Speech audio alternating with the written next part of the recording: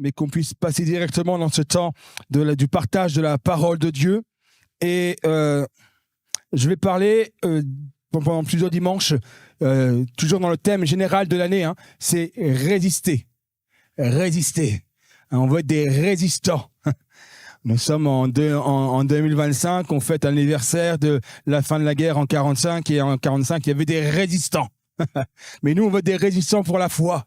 On veut des résistants de l'évangile, des résistants du royaume de Dieu. On veut résister. Amen. Vous voulez résister ou être balayé? On préfère être résistant. Hein. Mais quand on résiste, ça veut dire qu'en face, il y a des difficultés. On résiste rarement quand tout va bien. Hein. Comme ça va, comme ça rentre comme dans du beurre, là, il n'y a pas de résistance, le couteau, il s'enfonce, le beurre a fondu, on met le couteau dedans, il n'y a pas de résistance, il n'y a pas de souci, là. Mais quand le beurre, vous le sortez du frigo, ou pour certains même du congèle, pour mettre le couteau dedans, c'est autre chose. Il y a de la résistance, parce qu'en face, il y a comme une difficulté. Il y a une difficulté qui amène une résistance. Et donc, pendant quelques dimanches, je vais vous parler d'un thème qu'il faut bien parler. Je vais vous parler des difficultés. Ah, les difficultés. Moi, j'aime bien quand le pasteur il me parle de la bénédiction, quand il me parle de l'abondance en Seigneur Jésus. J'aime bien quand le pasteur me parle des choses qui me font du bien, qui me vont bien. Et ce matin, je vais vous parler des difficultés. Et le thème de ce matin, c'est difficultés concernant la tentation. Deux problèmes, difficultés et tentation. Aïe, aïe, aïe. J'aimerais bien qu'on parle d'autre chose. Mais si tu veux remporter des victoires, il faut faire face aux difficultés. On ne remporte pas de victoires en fuyant. On remporte des victoires en faisant face. Face aux difficultés. Et il faut savoir faire face à la tentation. J'aimerais qu'on puisse lire, je ne l'avais pas encore noté, Jacques, épître de Jacques, chapitre 1er, verset 12. J'avais noté, mais bien plus tard, mais on va le lire déjà maintenant. L'épître de Jacques au chapitre 1er et le verset 12.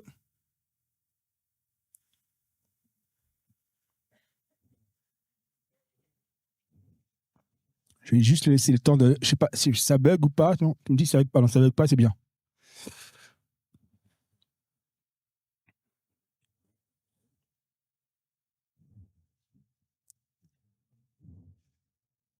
Jacques, chapitre 1er, verset 12.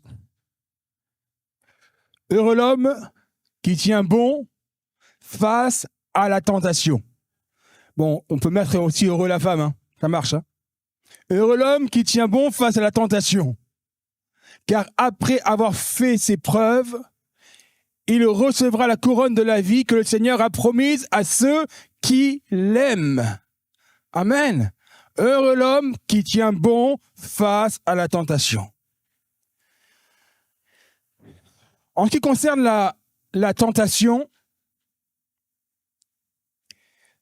dans la marche pratique, par la foi, on fait souvent de grandes erreurs.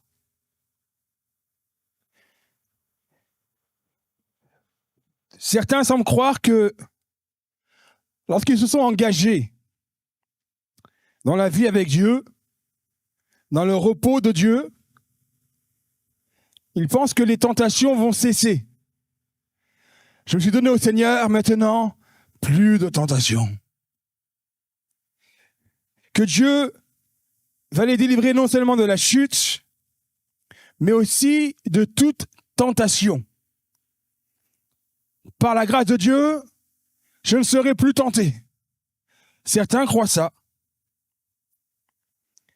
Et quand ils s'aperçoivent qu'il y a des Cananéens qui sont encore installés dans le pays promis, dans le pays de la promesse, quand ils s'aperçoivent qu'il y a de grandes cités fortifiées jusqu'au ciel, quand ils s'aperçoivent qu'il y a des géants qui restent dans le pays, alors ils sont dans le découragement. Ils pensent qu'ils ont dû se tromper de route. Ils ne sont pas au bon endroit. Et après, ils font l'erreur de croire que la tentation est un péché. et de s'accuser de quelque chose dont seul l'ennemi est responsable. Ça attire sur eux un esprit de condamnation, un esprit de découragement. Pour régler la première de ces difficultés, il faut revenir à ce que dit l'Écriture sur la vie chrétienne. La vie chrétienne est un combat permanent. C'est un combat permanent. Quand nous avons réalisé, nous avons vu ça ensemble au début de cette année, que nous sommes assis en Christ dans les lieux célestes, à partir de ce moment-là, que nous réalisons notre place, alors nous sommes face à un combat. Parce que nous avons à lutter contre qui? Est-ce qu'on a à lutter contre son voisin? Est-ce qu'on a à lutter contre son frère en Christ? Ça m'avait fait peur. Est-ce qu'on a à lutter contre les autorités de la ville? Monsieur le maire? Non. Ni même contre le président. On n'a pas à lutter contre lui. C'est pas contre lui qu'on a besoin de lutter, mais on a besoin de lutter contre les ennemis spirituels. Et dans les ennemis spirituels, il y a la puissance de tentation. La puissance de tentation. Et c'est une grande ennemie, cette puissance-là. Parce qu'elle vient tout le temps. Tout le temps. Et cela peut paraître peut-être étonnant, mais plus nous nous approfondissons dans notre vie spirituelle, plus les tentations sont fortes. Nous, on s'attendrait au contraire. Mais la vérité, c'est pas ça. Plus on s'approfondit dans le Seigneur, plus les tentations sont là. Elles ne diminuent certainement pas.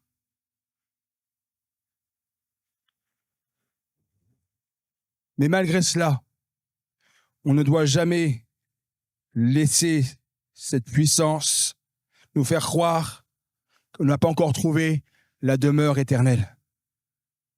Ne laissez pas cette puissance vous mentir à ce niveau-là. Nous avons lutté contre des ennemis spirituels. De fortes tentations sont en général le signe d'une grande grâce, plutôt que le contraire. Les grandes tentations.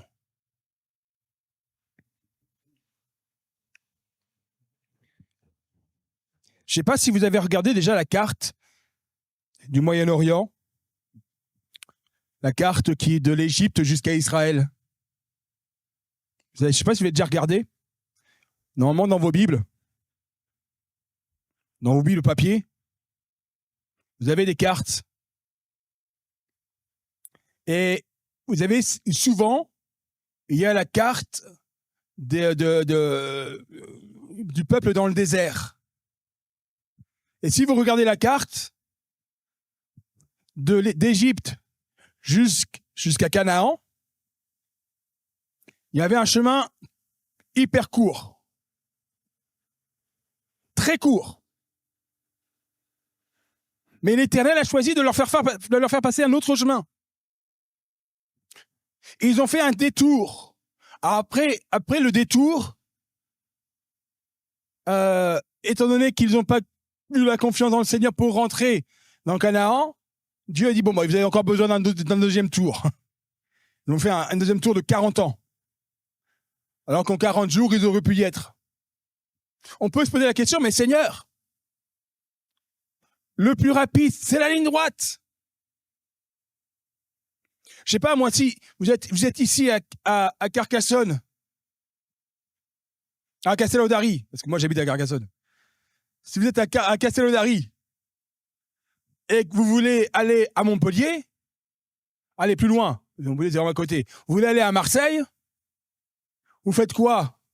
Vous faites Castelnaudary, Carcassonne, Narbonne, Béziers, Montpellier, et vous allez jusqu'à Marseille.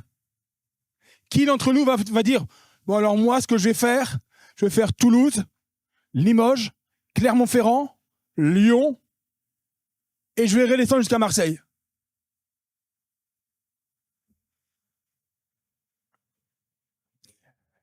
Nous, une fois, nous étions à l'école biblique, je ne sais pas si tu t'en souviens, on était en sortie à Lyon, parce que l'école biblique était à Bordeaux, et on était en sortie à Lyon.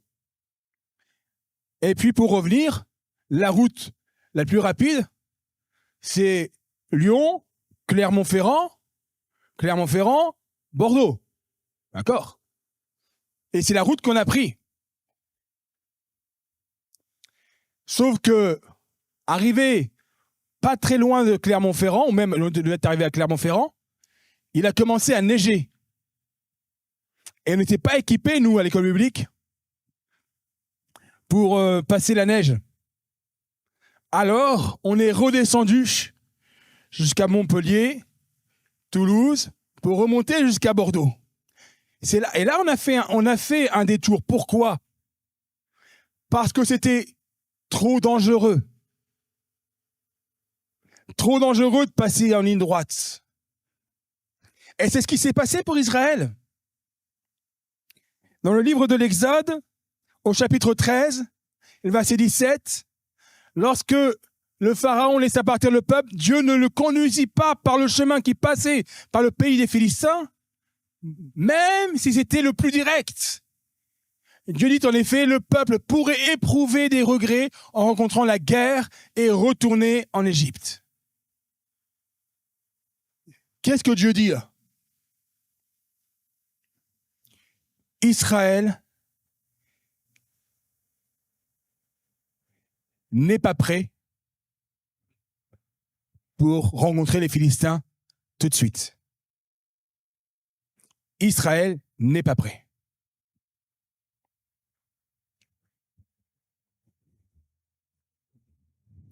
Il faut qu'il passe d'abord dans le désert. Seigneur, est-ce que le désert c'est mieux que la guerre? Oh oui. Il fallait d'abord qu'il passe par le désert.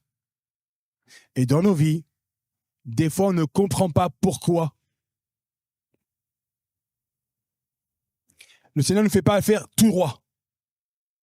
Seigneur, la bénédiction, elle est juste là. Ouais, mais entre toi et cette bénédiction, il y a quelque chose que tu n'es pas capable de vivre. Et il va falloir que tu fasses un détour, que tu vives d'autres choses, que tu fasses marche après marche, expérience après expérience, pour arriver à pouvoir remporter une victoire à ce niveau-là.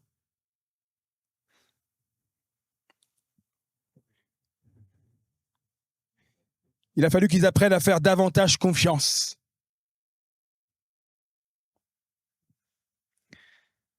Tout au long de leur marche dans le désert, ils n'ont pas rencontré beaucoup d'ennemis. Hein. Il y a eu très peu d'ennemis. On se souvient de quelques moments. On se souvient du moment où il a fallu que Moïse aille sur la montagne et que ses bras soient supportés par Aaron et Hur, pendant que Josué était en bas. Déjà Josué en bas pour la bataille. Alors on se souvient de ce moment-là, très peu de combats.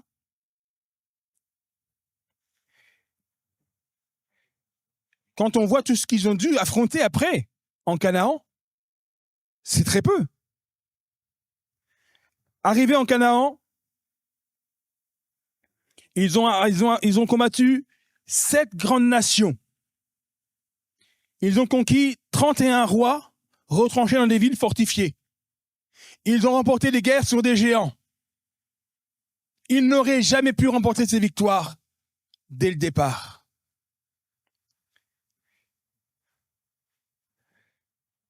Ainsi, frères, sœurs, amis, La puissance de la tentation à laquelle vous faites face peut être simplement l'indication que vous êtes entré dans la terre, dans le pays, sur la terre de la bénédiction que vous recherchiez, pour laquelle le Seigneur vous a rendu capable de résister à des nouvelles tentations.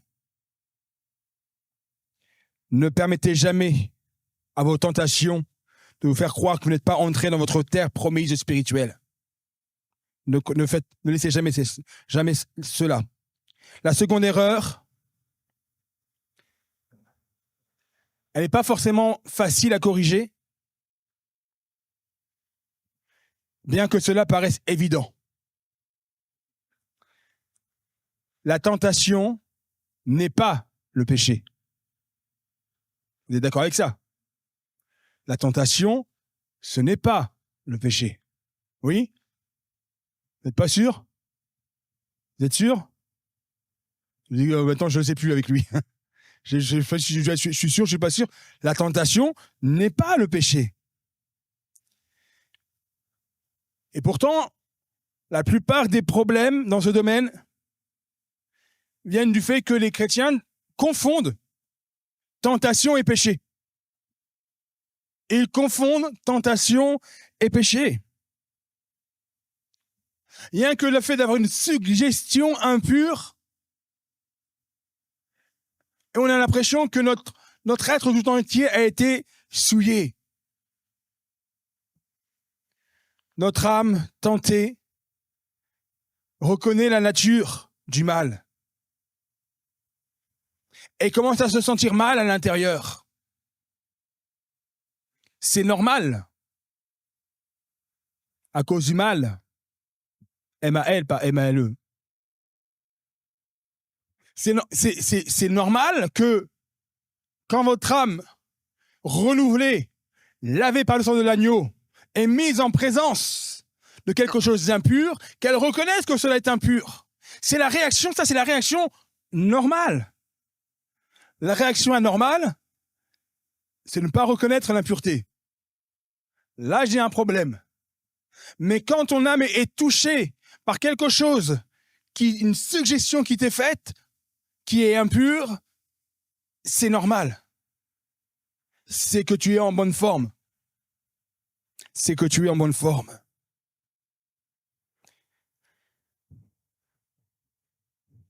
Mais ne te sens pas non plus, à cause de cela, éloigné de Dieu. Parce que tu as eu de telles pensées. Parce qu'il y a eu de telles suggestions. Je suis trop éloigné de Dieu.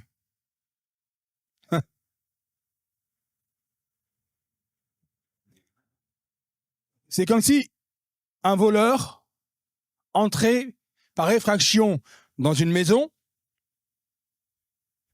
que le maître de la maison le voit et le met en fuite, et que le voleur revient après pour accuser le propriétaire d'être lui-même le voleur. Ça n'a pas de sens. Un voleur qui a été mis en fuite ne va pas revenir pour dire c'est lui le voleur. Non, c'est le propriétaire. Eh bien, c'est la ruse du diable. Te faire croire que la tentation, elle vient de toi. Te faire croire que la tentation est le signe que tu es pécheur. La tentation est le signe que l'ennemi veut te faire tomber. Il veut te cambrioler. Il veut te voler ce que le Seigneur t'a donné. C'est ça le signe de la tentation. Ça veut dire qu'il y a un voleur. Et que comme tu l'as mis en fuite, il essaie de te faire croire que c'est toi le fautif. Il veut envoyer des suggestions impures, des pensées de doute, des pensées de jalousie, des pensées d'envie, des pensées d'orgueil. Après, il dit, oh, toi, t'es vraiment méchant. Hein. T'as vu les pensées que t'as? T'es vraiment mauvais, hein, pour avoir telle pensée. Hein. C'est comme ça qu'il agit. Il envoie le truc, il envoie quelque chose, et puis après, il dit, oh, t'as vu comment t'es? Ça vous est déjà arrivé, vous?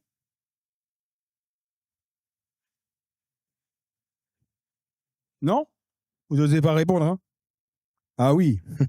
Merci, frère. Je me sens moins seul.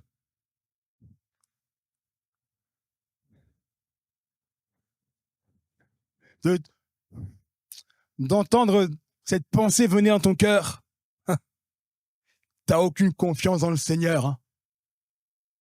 T'as pas de foi. Hein. Si t'avais la foi, t'aurais pas eu ces pensées-là si t'avais la foi.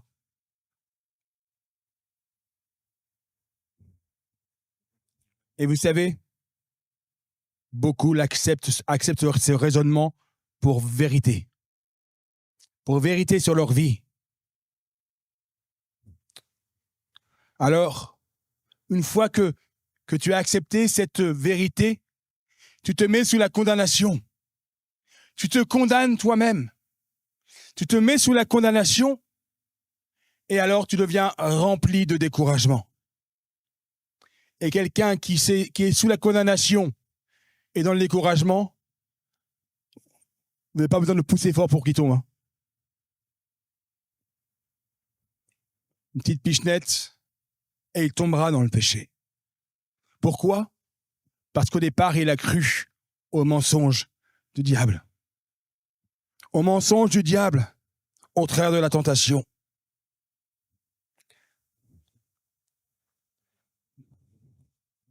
Dans une vie de foi, une des choses les plus fatales, c'est le découragement. Parfois, on ne sait même pas d'où il vient ce découragement. Vous connaissez tous l'histoire d'Élie.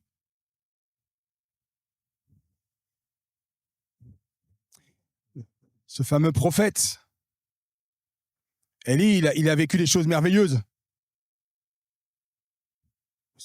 Il a vu son autel qu'il avait rempli d'eau, le feu du ciel descendre, alors qu'en face, il était lui tout seul, en face, il y avait 400 prophètes de Baal, qui ont passé toute la journée à faire des incantations. Rien ne s'est passé, c'est normal, Baal n'existe pas.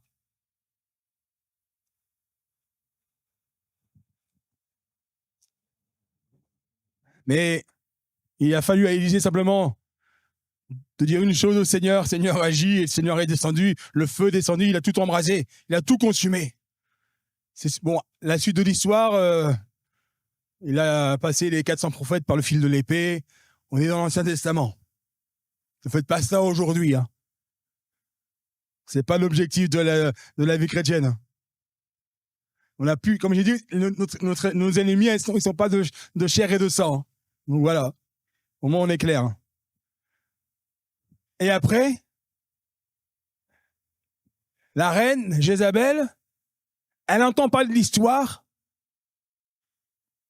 Elle n'a même pas été voir Élie. Elle a fait porter simplement le bruit d'eux. Je vais tuer Élie. C'est simplement le bruit. Il a résisté à 400 faux prophètes. Une femme lui dit, comme quoi, j'ai rien dit. Rien dit. Je dis rien, je ne vais pas paraître.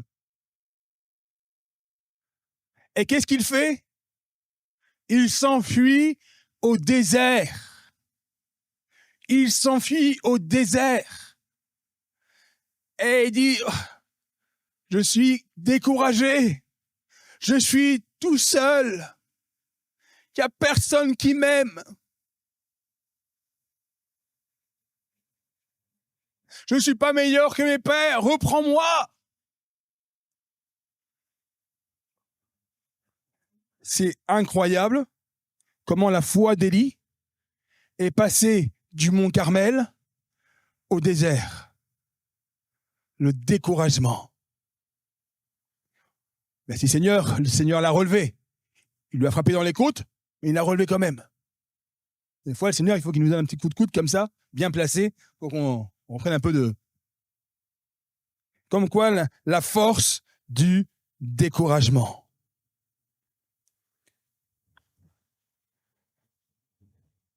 Un homme très sage a dit un jour que pour vaincre la tentation, il y a 3 armes très utiles. La première, c'est la joie. La deuxième, c'est la joie. Et la troisième, c'est la joie. Qui vient nous faire vaincre le découragement. Parce que sinon, on va se laisser toucher par une maladie hyper contagieuse, pire que le Covid, qui s'appelle la sinistrose. Connaissez-vous la sinistrose? Non? Vous connaissez? Vous avez quelqu'un qui est sinistre? J'ai la joie du Seigneur. Ah ah ah ah. Mon cœur est dans la joie. Quand il y a quelqu'un qui est aussi heureux que ça à côté de vous, vous savez ce qui se passe? C'est qu'il vous contamine. Et vous-même, vous devenez sinistre. Et plus vous devenez sinistre, plus vous vous découragez. Plus vous vous découragez, plus votre foi faiblit. Plus votre foi faiblit, plus vous devenez fragile. Et plus vous devenez fragile, plus la tentation prendra de l'effet sur vous et vous fera tomber dans le péché. La joie, la joie, la joie. Non pas la joie humaine, mais la joie du Seigneur, la joie du salut, la joie de la vie en Jésus-Christ. Cette vie qui est une vie en abondance.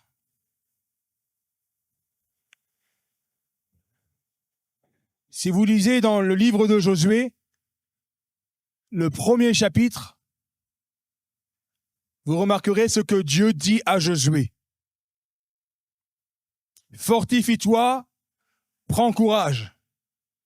Il va le dire à plusieurs reprises, fortifie-toi, prends courage. Et il rajoute, ne t'effraie point et ne sois point découragé.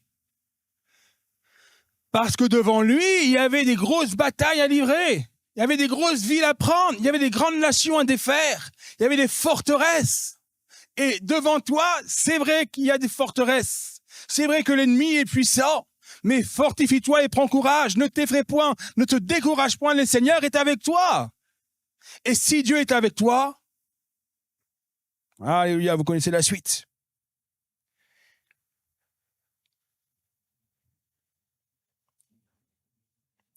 Alors, je voudrais m'arrêter là pour ce matin, parce que je ne veux pas être long. Mais nous verrons la prochaine fois